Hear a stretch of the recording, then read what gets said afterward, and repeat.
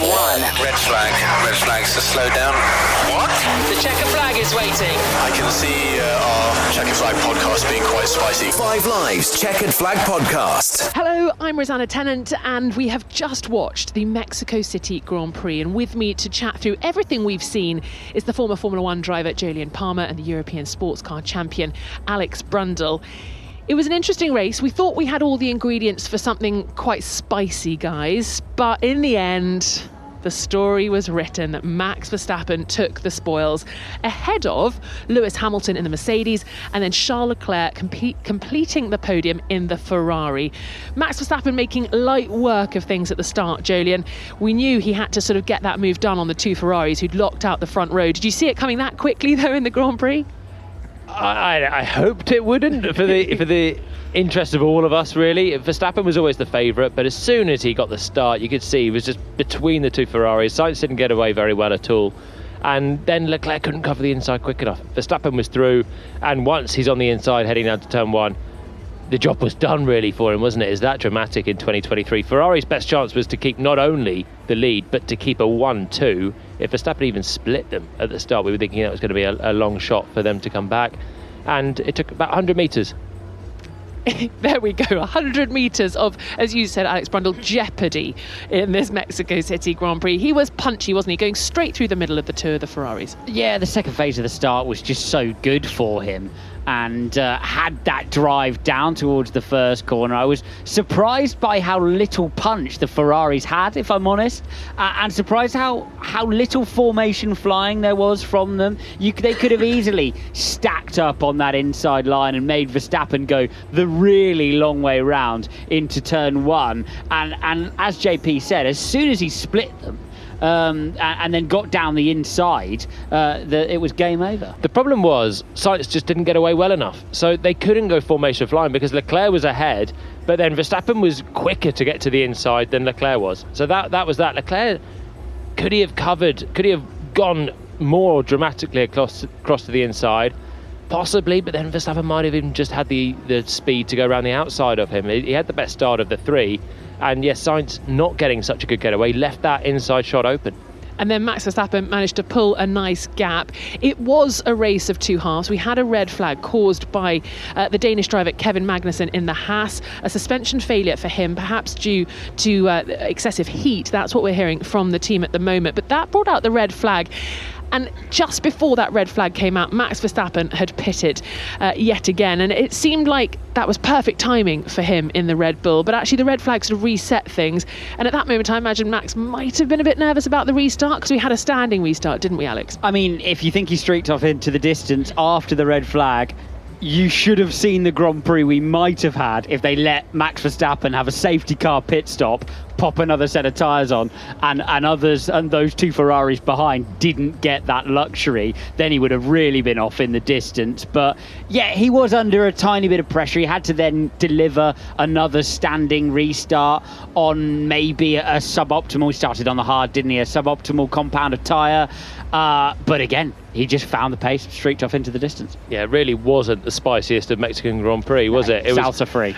Yeah, they ran out of jalapenos on the exit of the first corner, and it was mild from then on. Verstappen was just too strong, and Hamilton, if Hamilton had qualified better and was at the front, he would have had a better chance to keep him behind. But with the gap there was in the end, nearly 14 seconds, I don't think there was anything stopping Verstappen, kind of whatever happened today. Well, also, if Max Verstappen had qualified better, maybe we would have had an even worse Grand Prix outcome. But as it turned out, Max Verstappen managed to convert P3 on the grid to a race victory, and he's been enjoying the celebrations on the podium. Let's hear how he found his race in Mexico City. Well, Max, massive congratulations for yet another win. Was there any point today where you thought you weren't going to win? I didn't really think about that, to be honest. I was just very focused on the race. Of course, the first start I think was very important to make my race a bit easier. We had a very good start, stayed out of trouble in turn one, and basically from there onwards I could just manage my race. Opted for the two-stop, which I think was going to work out really well. But yeah, unfortunately with the red flag we had to restart again, and it was all about again having a good start and stay out of trouble in turn one, which I think we did. And after that, I could just manage the pace to the end. A new record established today, beating your previous record from last year, 16 wins in the season.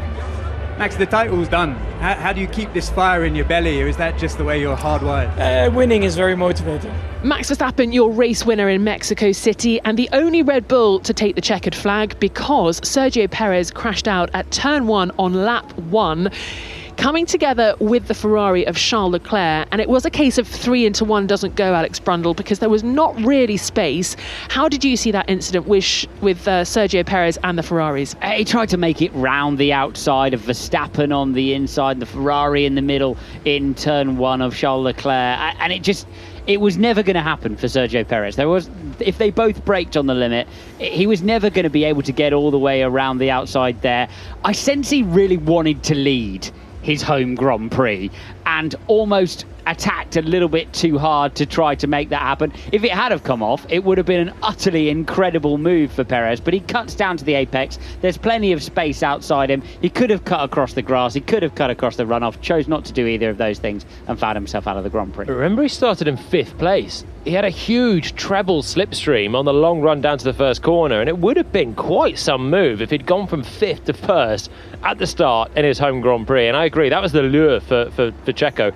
He's had such huge support here. 100,000 people through the gates every day, and I mean the crowd were just willing him to do it. There was a moment as he went deep on the brakes that he was actually leading for just a couple of meters, but it was obviously just a little bit too much, as you say, Alex, and he just pinched in too much on Leclerc.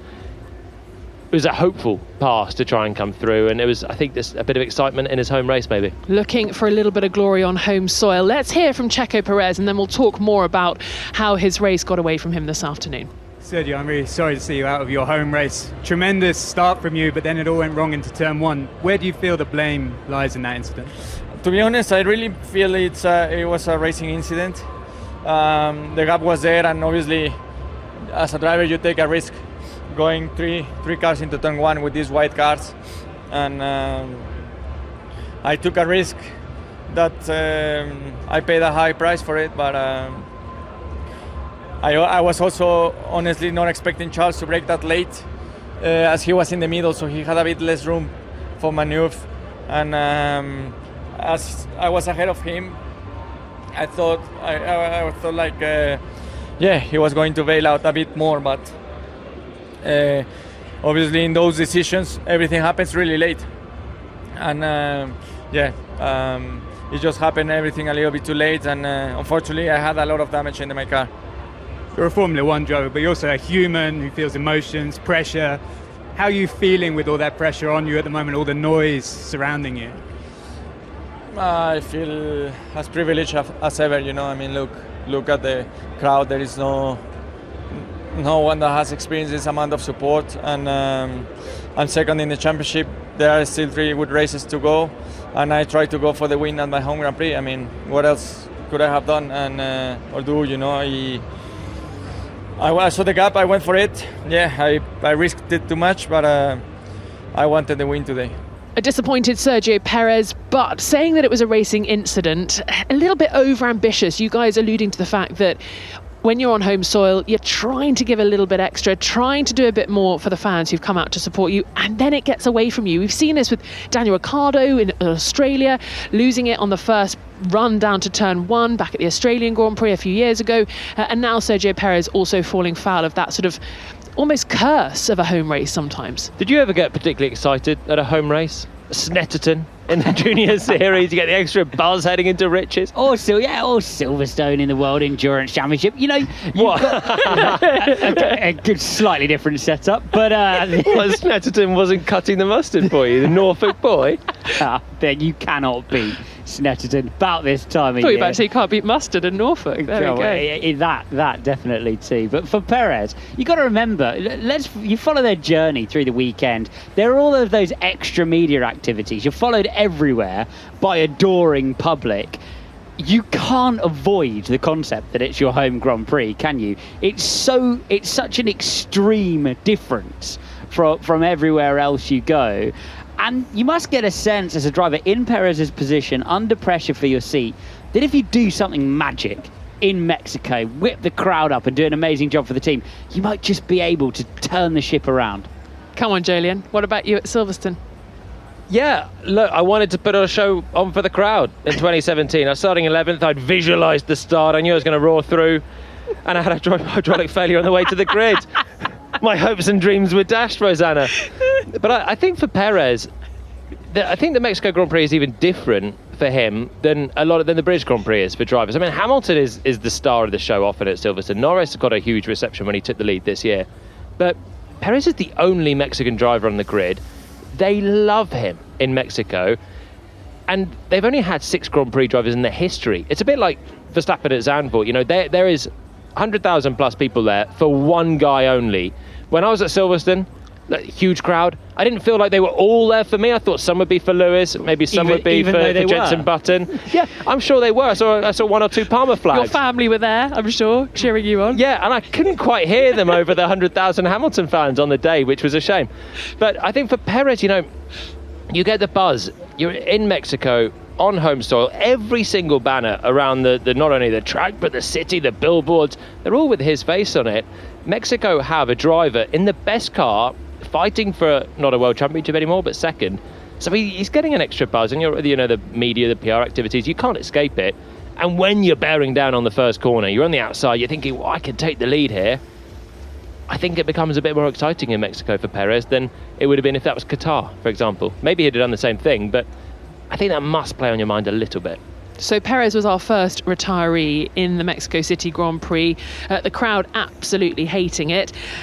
And of course, that also has implications in terms of the drivers' standings. The battle between Sergio Perez and Lewis Hamilton rages on. Sergio Perez currently in P2, Lewis Hamilton P3, but managing to narrow the gap between himself and Checo Perez to 20 points now. We've got enough races for Lewis Hamilton to reel him in and overtake him and take P2 in the standings, haven't we? Which would be huge for Hamilton. He also took the fastest lap as well, just to add to the pain. And, from looking at the start of this weekend, like that Mercedes was having just a flash of brilliance, maybe due to a ride height miscalculation back at the Circuit of the Americas. They looked, to all the world, strong, very strong strategically, but with good enough pace also to continue to hammer away at that advantage. And it was a great drive from Hamilton with some nice moves through to second place. From here, I struggle to see that Perez will cling on to second. He's just not scoring enough points. If Hamilton wasn't thrown out in Austin, they would actually be neck and neck, tied on points with 3 races to go. And Perez has only had 1 podium since the summer break, since we got going again in Zandvoort. That was in Monza when he came past the Ferraris for second. He's had a DNF today, didn't finish in Japan, scored just 1 point in Qatar, 4 points in Singapore. It's bitsy now for Perez.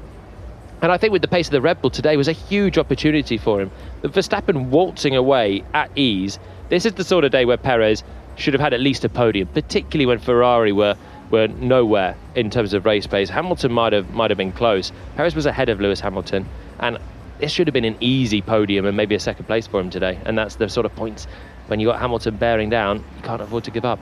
And it was Lewis Hamilton P2 this afternoon, who said after qualifying yesterday, I've been struggling all weekend with the car and it's been a bit of a nightmare to drive. And he also thought the race was going to be a challenge with perhaps overheating of the tyres and the brakes. Of course, the conditions in Mexico City so peculiar because we are at 2,200 metres above sea level. So Lewis Hamilton wasn't expecting things to go well. He'd been uncomfortable. So to get a P2, a huge result or unexpected result? How do we term it? I do sometimes think when you hear those comments from Lewis, because of the amount of experience he's got, he sees absolutely every single peril in a potential race performance, where perhaps a younger driver or a driver with less experience might not actually see the potential to lose the rear tyre for degradation through the data that they're seeing in free practice. So sometimes Lewis is very pessimistic about the way that the car is operating through free practice. But I thought the final stint he put together, making that medium tyre last, was absolutely exceptional today, especially as others were under pressure and falling backwards on it through the end of the race. Not least his teammate. Yeah, George. Russell was really struggling, ended up finishing 6th. He had Daniel Ricciardo on his gearbox crossing the line. They were only separated by about half a second over the line. Russell was nearly 30 seconds down on Hamilton today. So it's a similar vein to Austin, really. Hamilton, I think, drove superbly and had to be silky smooth on those medium tyres. That was the gamble for Mercedes, to try and get ahead of Leclerc. It worked, and then he finessed it to the flag. Really strange from Ferrari. I still felt, despite the fact we had an interruption and the safety car and the red flag, they might have come out just behind Lewis Hamilton if they didn't react immediately. They bled a massive amount of time to the Mercedes through that first pit stop phase. You'd still stay in touch, wouldn't you? Even if you're going to lose track position. That's with Carlos Sainz in the Sainz, but also with phase. Leclerc. When they waited with Leclerc, they still lost time to Hamilton. Leclerc lost out, I think, with that red flag, because he was on fresher tyres than Hamilton going to the end. He'd covered him off, and that looked like it would have given Leclerc more of an advantage before the red flag. Although, was Leclerc more competitive without part of his front wing on today? When they fixed it, he didn't do a lot, did he, in the second half? There's a headache for the engineers as we head into the Brazilian Grand Prix in just a few days' time. Bit of head scratching, I'm sure, going on in Maranello at Ferrari's headquarters. We'll talk more about Ferrari very shortly, but first let's hear from Lewis Hamilton, P2 this afternoon. Well, Lewis, massive congratulations for your P2 today. How do you keep doing it, apart from being a 7-time champion? How do you keep dragging these performances out of a car that I don't think you have any great love for? Yeah, she doesn't really want to sometimes do these performances, but with great difficulty, a good, just fighting, just never giving up, keep pushing, just really finessing the balance, and then it's just how you apply the driving and utilize the tires. And yeah, some days I'm able to do it really well, and others so-so. But today and Austin were 10. Just talk to me briefly about the incident with Charles Leclerc. We Brits would call that squeaky bum time. How was that overtake? Squeaky bum time. I've never heard that one before, but it was tight. I only realised I pulled over and I think it was on the grass. I had like a small moment, but just managed to keep it going. But close wheel-to-wheel racing, that's what it's all about. But Charles was really, really fair. That was Lewis Hamilton finishing P2 in the Mercedes in Mexico City. We'll take a short break now and then we will discuss the rest of the field. So Lewis Hamilton finishing ahead of Charles Leclerc in the Ferrari, who of course started on pole position for the Mexico City Grand Prix. And there was a superb and fairly dramatic overtake by Lewis Hamilton on Charles Leclerc. Bided his time and finally got it done. What does that say about the pace of the Mercedes versus the Ferrari? Well, I think it says everything about the bravery of Lewis Hamilton, to be honest, because he really kept his foot in. There was a tyre delta between the two cars, with Leclerc choosing the hard tyre, Hamilton on the medium. It was an incredibly brave move, and it was a move, and we've seen Lewis Hamilton decisive so many times throughout his career, and again he was really decisive at that stage where he had to get the move done while he still had more mechanical grip than the Ferrari did, because that went away from him relatively quickly. But he didn't drop back even at the end. The Ferrari today, I think, was not quick enough. And this is the team that's now taken 2 consecutive pole positions. Leclerc had it in Austin, had a tough race, didn't get a podium, and then got thrown out. And they had a front row lockout today as well. So 1 lap pace for Ferrari is great. How many times have we said it? The race pace is holding them back. And that looks to have swung away from them in the last couple of races quite dramatically, because it wasn't long ago in Monza where they were pretty competitive and Sainz and Leclerc were fighting it out behind the Red Bulls ahead of the Mercedes.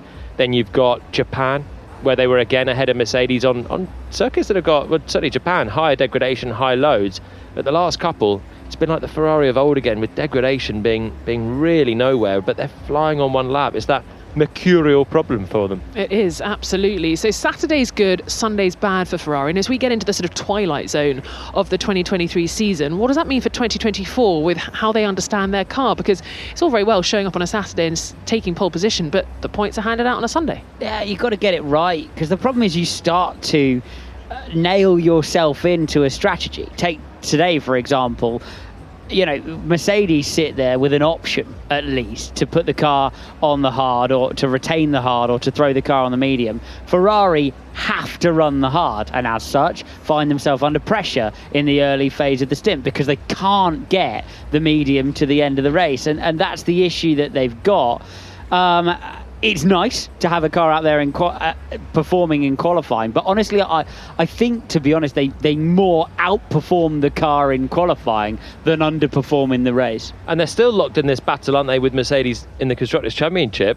And there was a point in the early stages here, or on the grid, they're 1 and 2. Mercedes starts 6 and 8, and they're not taking anything out of Mercedes. Now, they did beat George Russell pretty comfortably, actually. So it is only, I think, the Hamilton effect right now that's beating Ferrari. Russell, for the second weekend in a row, is behind and struggling a little bit. So how much of it is Lewis Hamilton finding his feet with his Mercedes upgrades, or how much is it Ferrari struggling again? Probably the answer is somewhere in between the two. Well, hopefully we might hear a little bit of the answer in Charles Leclerc's answer at the end of the Mexico City Grand Prix. Charles, I have to admit, I expected to see you here at the end of lap 1 after that incident with Checo. Can you just talk to me about it from your side? Yeah, well, first of all, it's obviously a really big shame that it happens with Checo at his home race. On the other hand, looking back at the images, also I had nowhere to go, so we all brake at the same point, and then I was trying to stay on the right as close as possible to Max, but Checo, I think, didn't know that Max was there, started to turn in, and then we collided. Then we had quite a bit of damage on the front left of the car. I think we need to check maybe a little bit the suspensions. It didn't felt all right, but on the other hand, it was a surprise to then be able to keep the pace and to have a strong pace from that moment onwards. On the hard, we struggled a bit more as a team, so this we need to look at it. I know when you start on pole, obviously you want to finish in P1, but generally, are you satisfied with how you performed here, especially relative to Austin, where it seemed a bit trickier? I mean, I think personally I couldn't have done anything better. So of course I'm satisfied with my personal performance. But am I happy with the overall performance? Not yet, because I want to be winning races, and at the moment we don't have the car to do that. Even Mercedes seem to have the upper hand on us today. So again, we had a bit of damage, so I think this played a role into it, but they were very strong. So that completes your podium. Max Verstappen ahead of Lewis Hamilton and Charles Leclerc. Behind Charles, it was his teammate Carlos Sainz, so the two Ferraris P3 and 4.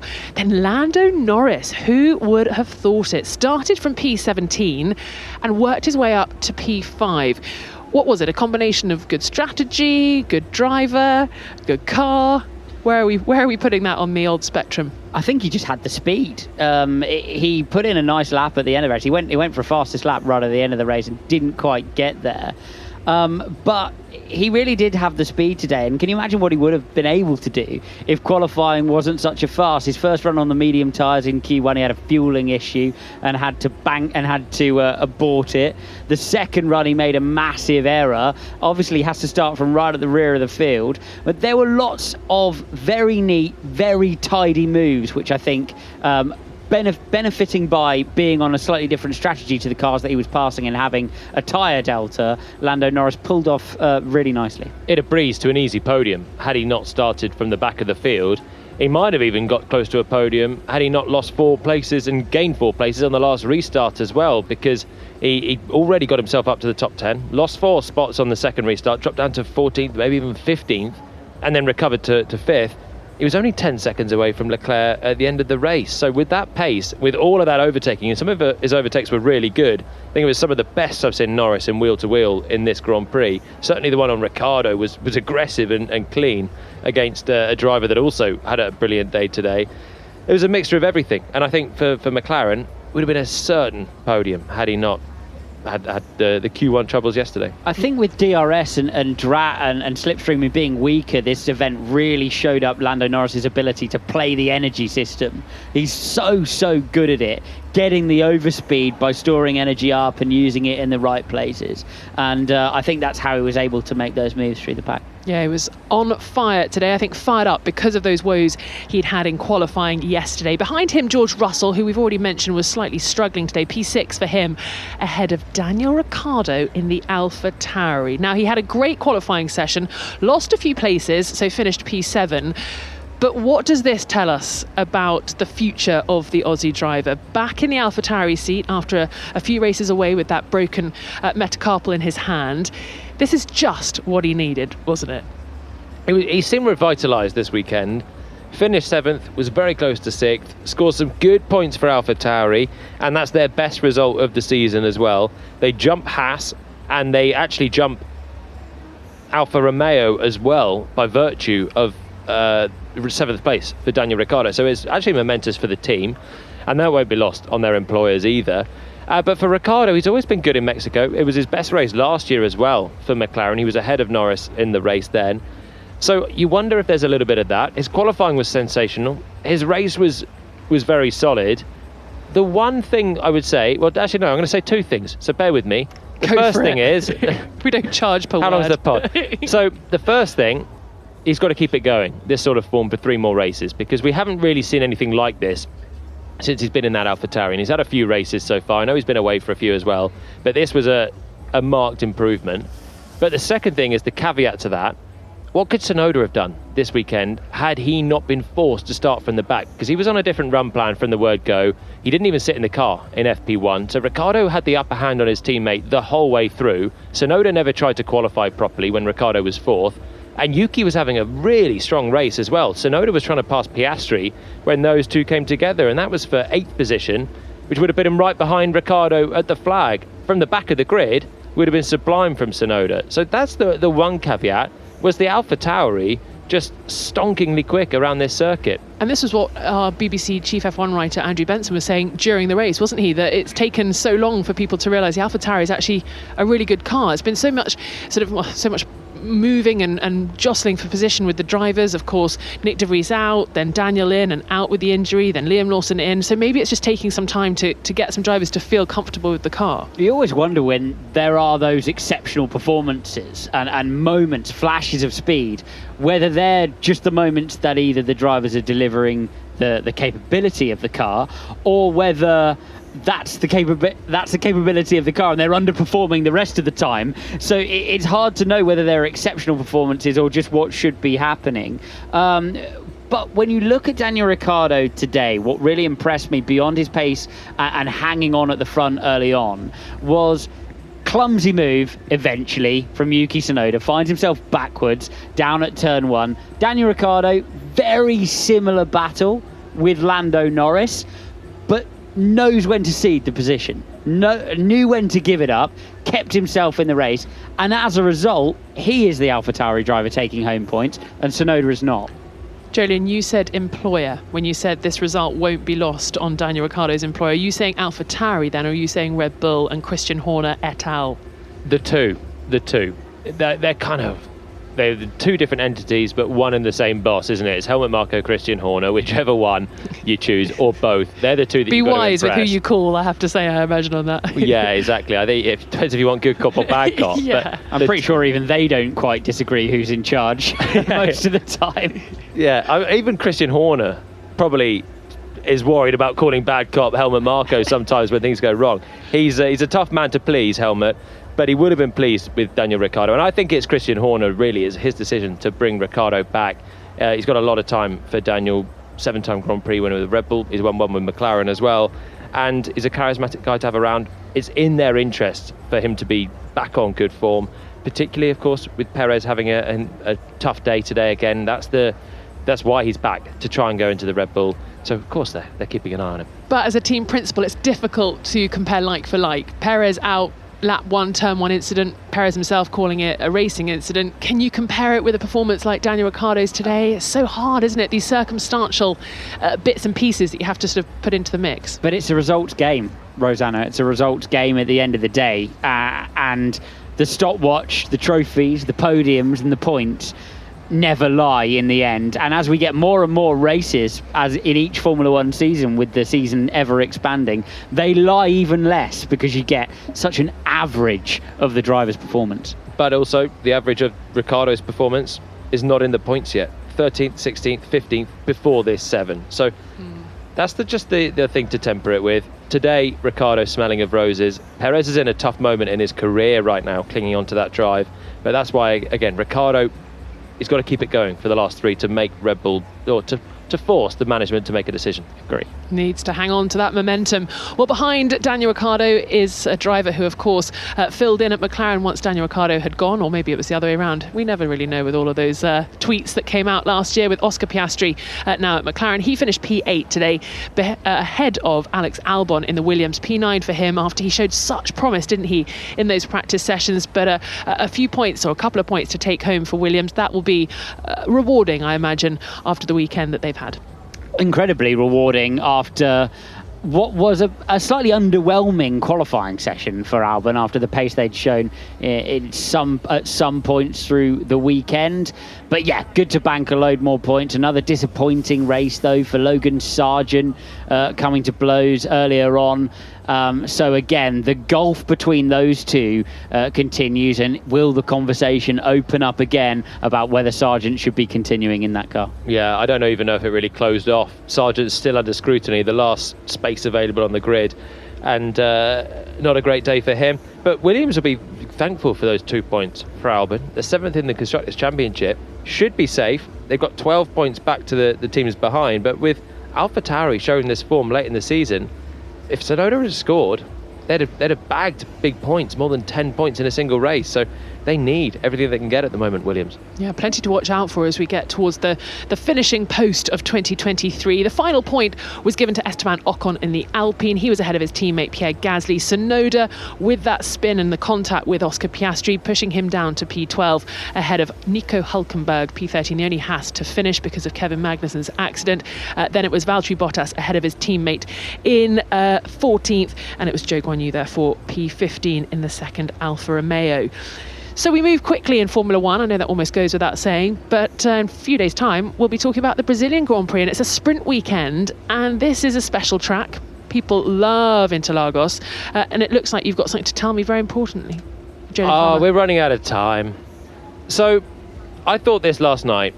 Is this going to be a long story? The dream I had last night. No. How long can it be? Buckle up. No. I'm in for the ride. We had the grid. Ferrari 1-2 and Verstappen 3rd, and I was looking forward to the Grand Prix, and we thought it was poised, it was nicely balanced. Can Ferrari optimise their strategy and do anything? And of course it fell way short of that with Verstappen coming through. If we had had a sprint yesterday, we'd have known Verstappen was going to march away to a Grand Prix win before the Grand Prix. If we'd have watched Verstappen do the second half of that race, and then we're getting ready for him starting 3rd behind the 2 Ferraris, we wouldn't have been quite as excited for the Grand Prix, would we? So you're not excited for the sprint weekend in Interlagos? I like conventional weekends. You're going to disagree with me, Brundle? Yeah, I do. Would it have put something into the tyre strategy that might have helped someone else out more? Would Verstappen have delivered in sprint qualifying? There are so many variables there. And Mercedes won last year. Does sprint qualifying wet your whistle? Not as much as it might. But there are. I like a variable, me. I get into a variable. I take your point, but I respectfully disagree.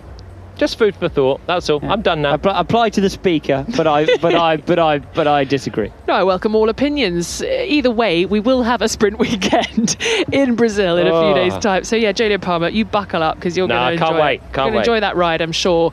Of course, it was George Russell who won the last time we were in Brazil. Is that something we could see happen again, or will it be, like Jolyon Palmer says, Max Verstappen on top twice in one weekend with the sprint and the Grand Prix? We'll find out, won't we, in a few days' time. Do join us in the lead up to the Brazilian Grand Prix. My thanks to Jolyon Palmer and Alex Brundle for discussing the Mexico City Grand Prix. It was Max Verstappen finishing ahead of Lewis Hamilton and Charles Leclerc. Not a thriller. Let's hope for some more next time out in Brazil. This has been an IMG production for BBC Radio 5 Live.